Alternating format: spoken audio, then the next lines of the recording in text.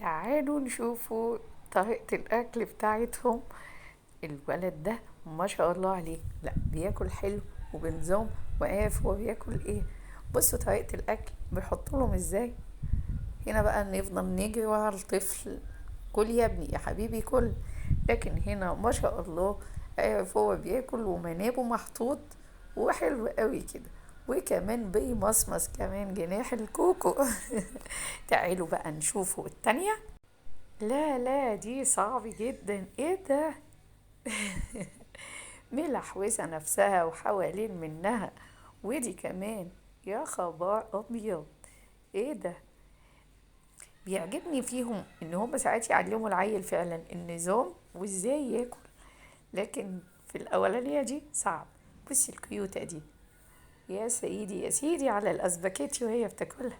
يا خبر ابيض، مصمص بقى يا معلم وعيش حياتك. بصوا، شوية أطفال ما شاء الله عليهم كلهم عسلات وأمارات، ربنا يحميهم ويحفظهم لأهاليهم.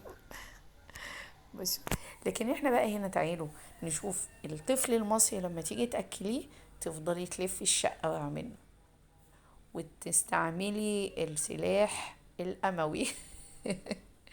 أظن كلنا عارفين السلاح ده. لكن هنا قاعد الطفل وبتعرفي تأكليه، سواء هو بقى بياكل لوحده ويلحوز زي ما شفنا، يا إما ماما بتأكله. شايفين القيود؟ يا سيدي بقى مستكان يسمع ايه سبع الموز، ولا ايه الحلاوة دي؟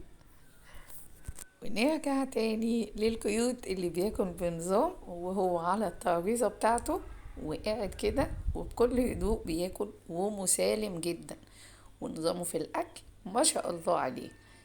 نتمنى الفيديو يعجبكم وينال رضاكم، واشوفكم على خير والسلام عليكم. وما تنسوناش في اللايك والشير.